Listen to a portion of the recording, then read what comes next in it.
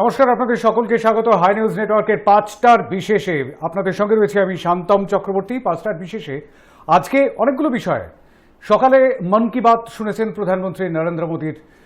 চতুর্থ রবিবার যেহেতু, সেই তো মন কি বাত তো অবশ্যম্ভাবী। সেই সঙ্গে সঙ্গে আজকে তো ক্রিকেট জ্বরে কাঁপছে গোটা বিশ্ব। এই ভারতবর্ষ কিংবা এই রাজ্য অথবা এই শহরও তার বাইরে নয়। ভারত পাকিস্তান ম্যাচের দিকে তাকিয়ে রয়েছে সকলেই, কিন্তু তার মধ্যেও রাজনীতির জগতে, রাজ্য রাজনীতির জগতে একটা অত্যন্ত গুরুত্বপূর্ণ দিন ছিল আজকে। কারণ খড়দা, গোসাবা, দিনহাটা এবং শান্তিপুরে যে উপনির্বাচন হতে চলেছে, সেই উপনির্বাচনের রবিবাসরীয় প্রচারের শেষ দিন ছিল, অর্থাৎ শেষ রবিবারের প্রচার ছিল আজকে। সব পক্ষই, তৃণমূল কংগ্রেস, বিজেপি, বামেরা এবং কংগ্রেস সকলেই প্রচার সেরেছেন পুরো দমে, সকাল থেকে বিকেল পর্যন্ত। কিন্তু তার মধ্যেও একটি অত্যন্ত গুরুত্বপূর্ণ প্রশাসনিক বিষয়ের দিকে অবশ্যই নজর রাখতে হবে। সেটা হলো মমতা বন্দ্যোপাধ্যায়ের উত্তরবঙ্গ সফর। শুধুমাত্র উত্তরবঙ্গ সফরই যে তাই নয়, সেই সঙ্গে সঙ্গে অবশ্যই উত্তরবঙ্গ থেকে তার গোয়াতেও যাওয়ার কথা রয়েছে। সুতরাং সেই বিষয়টাকে কেন্দ্র করে এই মুহূর্তে নানান রকম জল্পনা, নানান রকম বিষয় উঠে আসছে, আর সেই বিষয়গুলো নিয়েই আমরা আজকে কথা বলতে বসেছি। উত্তরে মমতা।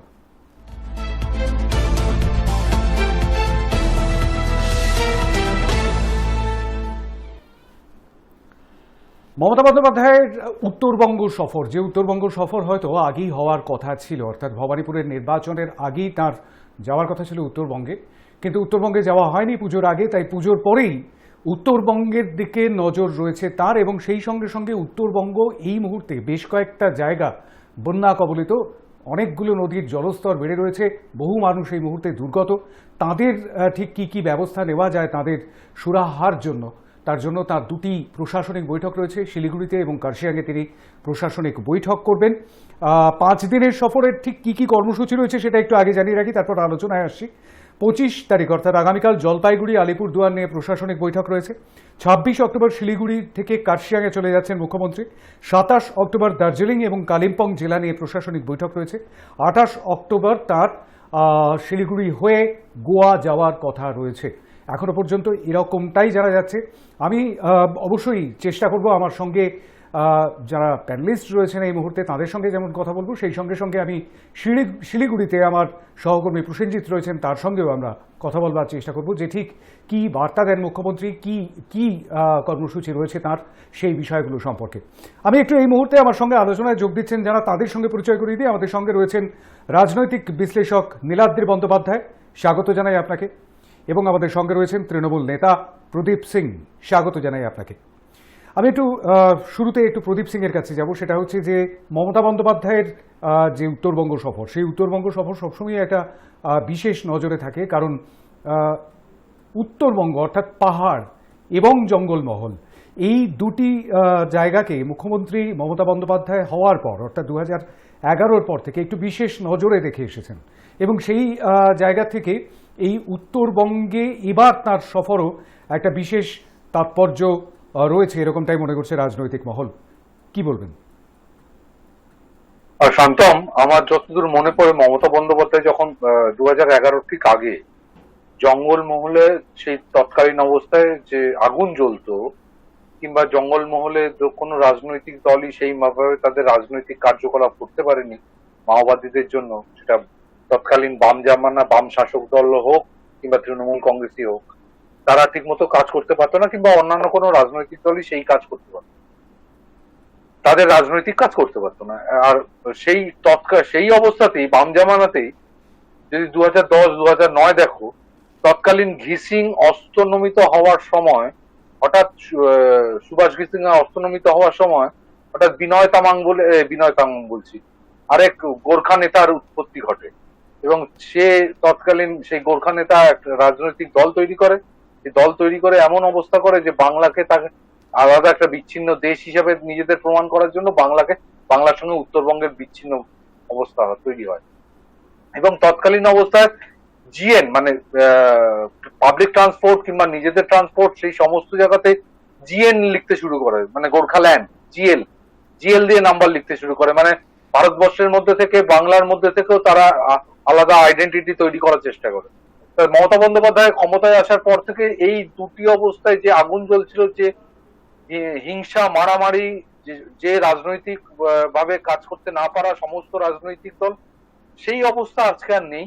মমতা বন্দ্যোপাধ্যায় তাদের সঙ্গে কথা বলেছেন, তাদের পাশে থেকেছেন, তাদের সঙ্গে যে প্রকল্পগুলো এনে তাদেরকে সঙ্গে থাকার চেষ্টা করেছেন, পাহাড়কে উন্নতি করার জন্য যে অর্থ পাঠিয়েছেন, সেই অর্থ তৎকালীন অবস্থায় এখন অবস্থায় যে কি ঘটনা আছে, এখন অ্যাডমিনিস্ট্রেটর বসানো আছে, তার আগে অবস্থায় সেটা নিয়েও একটা সংঘাত তৈরি হয়েছিল। আজকের দিনে পাহাড় শান্ত, জঙ্গলমহল শান্ত, অন্তত রাজনৈতিক কাজকর্ম করা যাচ্ছে, মানুষকে সাহায্য পৌঁছে দেওয়া যাচ্ছে, জঙ্গলমহলের লোকজন সরকারের সমস্ত প্রকল্পের সঙ্গে যুক্ত হয়েছে, তারা কিছু তাদের লোকজনদের চাকরি দেওয়া গেছে। তো এই অবস্থায় দাঁড়িয়ে মমতা বন্দ্যোপাধ্যায়ের, আর তার মধ্যে আমি তোমায় বলি, আমরা ভারতবর্ষ জুড়ে রাজনৈতিকভাবে তৃণমূল কংগ্রেসের বিস্তারের লক্ষ্যে এগিয়েছি অনেক আগের থেকেই, ধরো বছর খানেক থেকেই। তা সেই কাজ, দুটো কাজই একসঙ্গে দেখার জন্য তিনি সময় বার করতে পারছিলেন না। এক প্যাকড শিডিউল, তার মধ্যে করোনা আছে, করোনা দেখতে হচ্ছে, তার মধ্যে দিয়ে ম্যানমেড বন্যা, মানে যেভাবে তৈরি হলো, সেই সমস্ত কিছু মিলিয়ে তিনি সময় বার করতে পারছিলেন না। তা খানিকটা সময় বার করতে পেরেছেন। ওইখানে এখন উত্তরবঙ্গে তো একটু ভারী বৃষ্টিও চলছে, যার জন্য ওখানে অনেকটা বন্যার পরিস্থিতি তৈরি হচ্ছে, সেইটাও দেখা। সমস্ত অনেকদিন প্রশাসনিক বৈঠকও হয়নি, সেগুলো রিভাইজ করা, দেখে নেওয়া, সবাই সমস্ত ডিপার্টমেন্ট ঠিক মতো কাজ করছেন কিনা সেটাও দেখে নেওয়া। তারপরে আমাদের গোয়াতে পার্টি অফিস তৈরি হয়েছে, নতুন কমিটি অ্যানাউন্স হয়েছে, তাদের সঙ্গে পরিচিত হওয়া, তারপর গোয়ায় মানুষজনদের যারা আমাদের দলের সঙ্গে যুক্ত হয়েছে তাদের সঙ্গে ভবিষ্যতের পরিকল্পনা নিয়ে আলোচনা করা, এটার জন্যই মমতা বন্দ্যোপাধ্যায় এই সময়টা।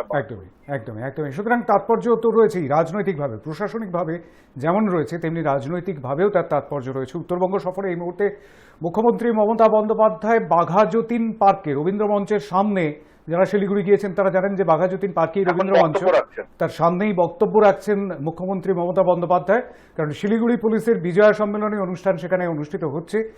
গতকাল থেকে প্রচুর তোড়জোড় চলছিল, সেই ছবিও আমরা দেখিয়েছিলাম আমাদের দর্শকদের। আমি একটু নীলাদ্রি বন্দ্যোপাধ্যায়ের কাছে যাব। সেটা হচ্ছে যে এই মমতা বন্দ্যোপাধ্যায়ের উত্তরবঙ্গ সফর এবং উত্তরবঙ্গ থেকে গোয়া সফর, আমরা ত্রিপুরাতেও তৃণমূল কংগ্রেসকে সেখানে নিজেদের জায়গা তৈরি করতে অভিষেক বন্দ্যোপাধ্যায়কে সেখানে যেতে দেখেছি, কিন্তু এবার গোয়াতে মুখ্যমন্ত্রী নিজেই যাচ্ছেন। তার আগে উত্তরবঙ্গ সফর ঠিক কতটা তাৎপর্যপূর্ণ, প্রশাসনিকভাবে তো বটেই, রাজনৈতিকভাবে?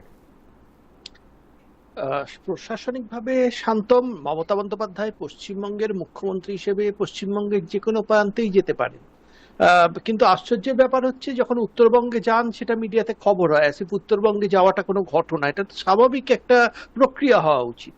কিন্তু রাজনৈতিকভাবে এর বিশেষ তাৎপর্য আছে, কারণ মমতা বন্দ্যোপাধ্যায় এবং তৃণমূল কংগ্রেসের সরকার দাবি করে থাকে উত্তরবঙ্গে প্রভূত উন্নয়ন হয়েছে গত কয়েক বছরে, কিন্তু সেই উন্নয়ন সত্ত্বেও কোনো এক কারণে এবারের যে বিধানসভা ভোটে তৃণমূলের এই বিপুল জয় সত্ত্বেও উত্তরবঙ্গের যে 41টা আসন, সেখানে 25টা আসনে ভারতীয় জনতা পার্টি জয়ী হয়েছে। অর্থাৎ মানুষ কোথাও, উত্তরবঙ্গের মানুষ যে উন্নয়নের দাবি, সেই উন্নয়নের দাবিটাকে সম্মত হচ্ছে না সেই উন্নয়নের দাবির সাথে। আর উন্নয়ন বলতে হয়তো যা বোঝায় বর্তমান সরকার, সেই উত্তরবঙ্গের মানুষের আশা হয়তো উন্নয়ন বলতে অন্য কিছু। সরকার হয়তো মনে করেন উন্নয়ন মানে হচ্ছে রাস্তাঘাট ভালো হওয়া, উন্নয়ন মানে হচ্ছে ইনফ্রাস্ট্রাকচারের উন্নতি, আর মানুষ হয়তো মনে করছে এর পাশাপাশি মানুষের রোজগার বাড়া, মানুষের চাকরির সুযোগ বাড়া, সেটাও উন্নয়নের একটা অংশ। সেই দিক থেকে কোথাও একটা উত্তরবঙ্গের মানুষের সাথে মমতা বন্দ্যোপাধ্যায় এবং তৃণমূল কংগ্রেসের যে কানেক্ট, সেই কানেক্টটা আরো বাড়াবার প্রয়োজন রয়েছে বলে হয়তো তিনি মনে করছেন। কারণ এটা উত্তরবঙ্গ কিন্তু বিজেপির একটা স্ট্রং হোল্ড বলে বেরিয়ে আসছে, এবং কিছুদিন আগে উত্তরবঙ্গকে একটা আলাদা রাজ্য করার দাবিও দুজন বিজেপি নেতা তুলেছেন, সাংসদ তারা তুলেছেন। এর পেছনে ইকুয়েশনটাই হচ্ছে উত্তরবঙ্গে যেহেতু বিজেপি দেখতে গেলে মেজরিটি পেয়েছে, উত্তরবঙ্গ যদি আলাদা রাজ্য হয় বিজেপি সেখানে ক্ষমতায় আসতে পারবে। ইকুয়েশনটা স্পষ্ট, কিন্তু সেই দাবি তারা তুলতে পারছেন শান্তম। তার কারণ হচ্ছে উত্তরবঙ্গের মানুষের মধ্যে উত্তরবঙ্গের অনুন্নয়ন নিয়ে একটা ক্ষোভ রয়েছে। সেই ক্ষোভকে প্রশমিত করা এবং পদক্ষেপ নেওয়া উন্নয়নের জন্য, প্রকৃত উন্নয়নের জন্য, এবং মানুষের সাথে কানেক্ট করা, এটাই সম্ভবত উদ্দেশ্য। এবার গোয়ার প্রসঙ্গে আসি।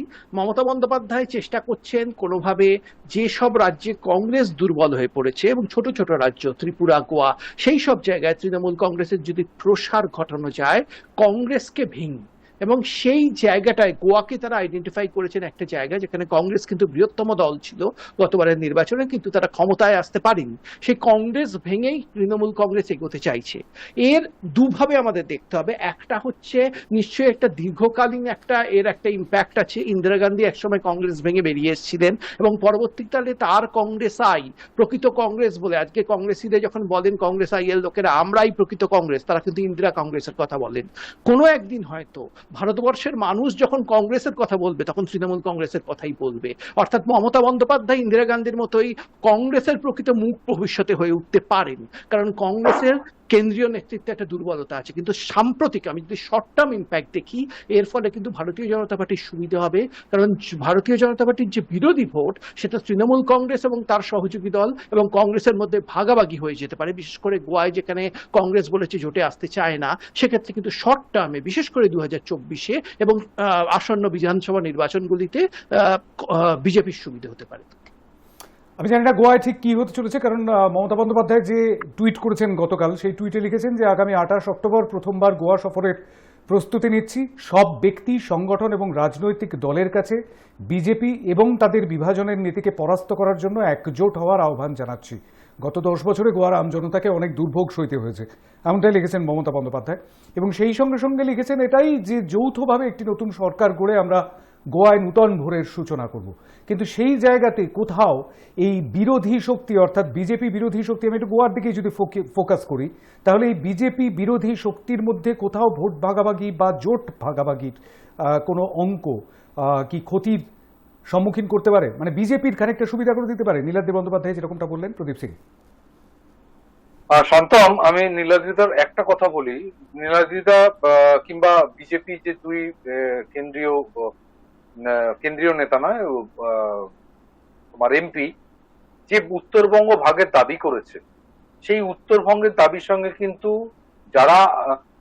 যেটা নিয়ে অশান্তি ছিল সেই দাবির কিন্তু কোনো যোগ নেই। মানে উত্তরবঙ্গকে নীলাদ্রিদা দেখতে বললেন যে 41টা বিধানসভা দিয়ে, 41টা বিধানসভার মধ্যে কিন্তু কোনো অসুবিধা নেই, কোনো গন্ডগোল নেই।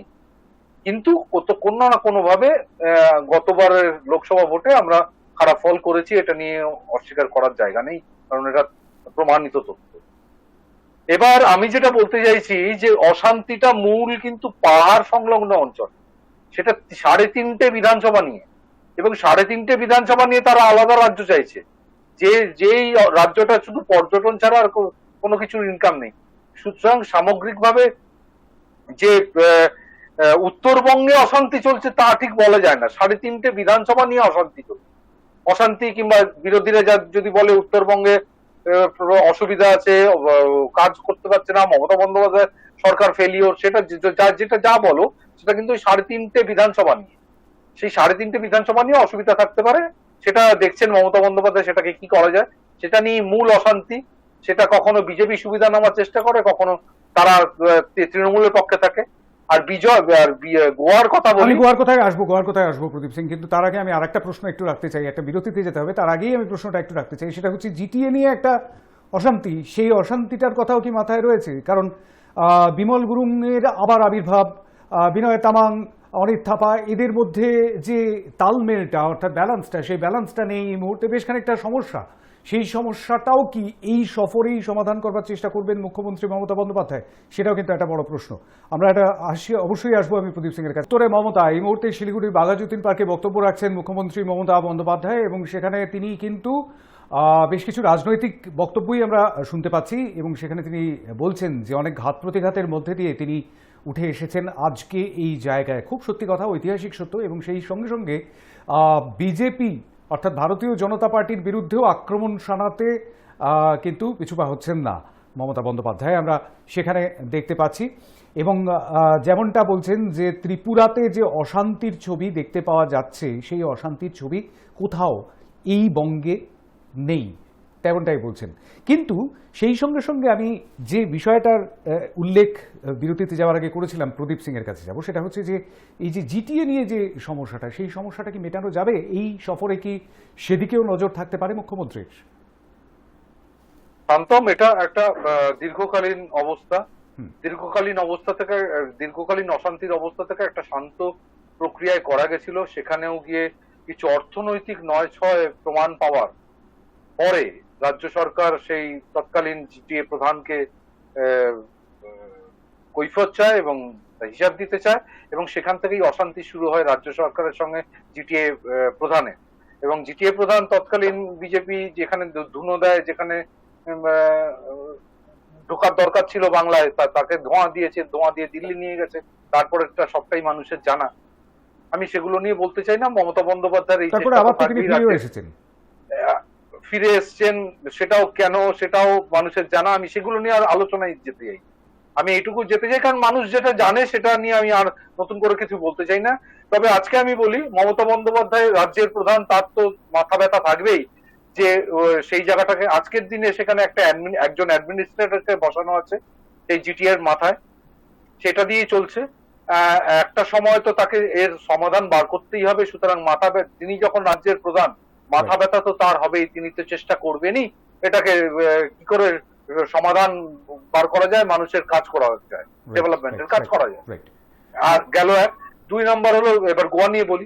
গোয়ার যেটা ব্যাপারটা হলো যে নীলাদ্রিতা যে রূপেই দেখুক, আমরা একটা বিস্তারের পক্ষে যাচ্ছি, একটা রাজনৈতিক বিস্তারের পক্ষে যাচ্ছি। তাতে আমাকে ভবিষ্যতে কেউ আমাকে কংগ্রেস বললো কি, কংগ্রেসের মূল শক্তি আমরাই, তৃণমূল কংগ্রেস এটা বললো কি বললো না, তা দিয়ে কিছু এসে যায় না। এটা তৃণমূল কংগ্রেস যেদিনকে জন্মেছিল সেদিনকে আমাদেরকে কংগ্রেসীরাই সিপিএম এর বি টিম বলতো। তার কারণ নাকি আমরা মমতা বন্দ্যোপাধ্যায় দল ভাগ করেছে বলে নাকি সিপিএম এর সুবিধা হয়ে যাবে, সিপিএম কে ক্ষমতায় থেকে যাবে সিপিএম।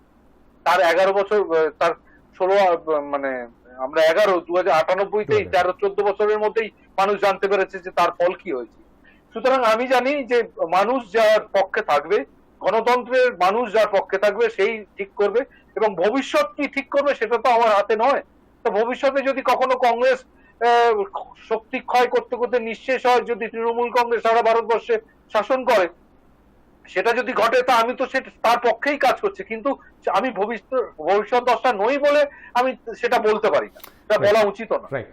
সেই জন্য বলছি। তবে চেষ্টা নিশ্চয়ই থাকবে সারা ভারতে সমস্ত রাজ্যে তৃণমূল কংগ্রেস শাসন করুক, দেশে মমতা বন্দ্যোপাধ্যায়ের মতো একজন মহিষীকে, একজন লড়াকু নেত্রীকে দেশ পাক, তার মতো প্রকল্প দিয়ে অন্তত দেশের গরিব মানুষগুলোকে খাওয়ানো যাক, তাদের পাশে থাকা যাক, তাদের ঘর সংসার চালানো যাক, এটাই আমি বলবো। অবশ্যই আমি একটু সংক্ষেপে একটুখানি জেনে নেওয়ার চেষ্টা করবো। আমার সঙ্গে প্রসেনজিৎ রাহা রয়েছেন শিলিগুড়ি থেকে। মমতা বন্দ্যোপাধ্যায় আজকে বাঘাযতীন পার্কের তার বক্তব্য শেষ হয়েছে। আমি একটু জানতে চাইবো, প্রসেনজিৎ তুমি রয়েছো আমার সঙ্গে টেলিফোনে? প্রসেনজিৎ, হ্যাঁ প্রসেনজিৎ জানতে চাইবো সেটা হচ্ছে যে ঠিক কি বললেন মমতা বন্দ্যোপাধ্যায়, কি বার্তা দিলেন? একটা বিষয় পরিষ্কার যে মুখ্যমন্ত্রী যখনই উত্তরবঙ্গে আসেন তখনই উত্তরবঙ্গে নানান উন্নয়ন কর্মসূচি এবং উপহারের ডালি নিয়ে আসেন। আজকে মূলত মুখ্যমন্ত্রী 4 দিনের যে পাহাড় সফর বা উত্তরবঙ্গ সফর, কার্যত এই সফর কিন্তু প্রশাসনিক বৈঠকের জন্যই।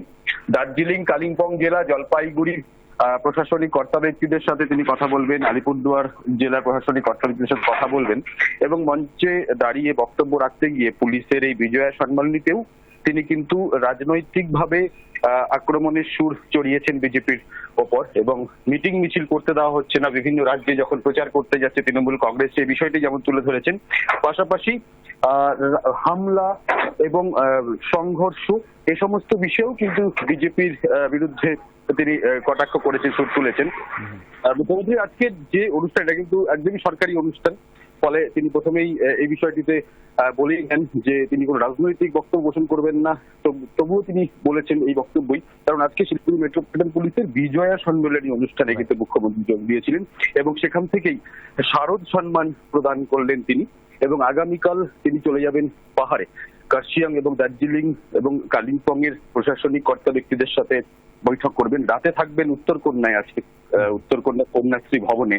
আর অপরদিকে পাহাড়ে ধস বিধ্বস্ত এলাকায় যে ক্ষতি হয়েছে তার ক্ষতির পরিমাণ এবং যাদের মৃত্যু হয়েছে তাদের পরিবারকেও তিনি অর্থ দেবেন, সরকারি সহায়তা প্রদান করবেন বলে এখনো পর্যন্ত খবর রয়েছে। অবশ্যই তার উত্তরবঙ্গ সফরের দিকে আমাদের নজর থাকবে। অনেক ধন্যবাদ প্রসেনজিৎ, আমার সঙ্গে ছিলেন আমার সহকর্মী। আমরা যে জায়গাটায় রয়েছি সেটা হচ্ছে একদিকে উত্তরবঙ্গ, অত্যন্ত একটা প্রিয় জায়গা মুখ্যমন্ত্রী মমতা বন্দ্যোপাধ্যায়ের, এবং সেই সঙ্গে সঙ্গে পাহাড়ে যে বিষয়টা নীলাদ্রি বন্দ্যোপাধ্যায় বলছিলেন যে যে জায়গাটার থেকে পাহাড় এই মুহূর্তে ফোকাসে মুখ্যমন্ত্রী মমতা বন্দ্যোপাধ্যায় তথা তৃণমূল সুপ্রিমোর, সেই জায়গাটা একদিকে যেমন প্রশাসনিক ব্যাপার তো রয়েছে, সেই সঙ্গে সঙ্গে এই মুহূর্তে ধস বিধ্বস্ত পাহাড়, তো সেই জায়গাটাতে ঠিক এই মুহূর্তে কি করা দরকার তার জন্য প্রশাসনিক বৈঠক, কিন্তু রাজনৈতিকভাবেও সেটা অত্যন্ত জরুরি একটা জায়গা।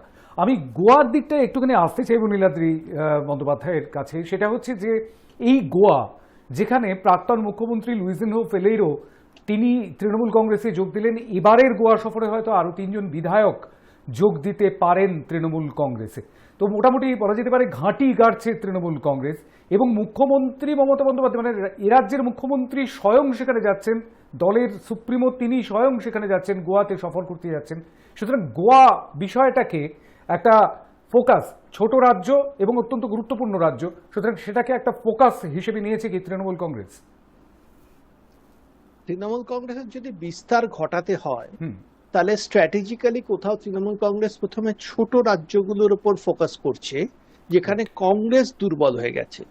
উদ্দেশ্য কিন্তু বিজেপির ভোট কেটে নেওয়া আপাতত নয়, আপাতত হচ্ছে কংগ্রেসের ভোটটা কেটে নিজের দলকে সংঘবদ্ধ করা, কংগ্রেসের নেতাদের নিজেদের দিকে নিয়ে আসা এবং এই কংগ্রেসকে এদিকে নিয়ে এসে নিজেদের শক্তি বাড়ানো, এটাই উদ্দেশ্য। এটা অ্যাকুইজিশন, যেটা বিজনেসের পরিভাষায় আমরা বলি।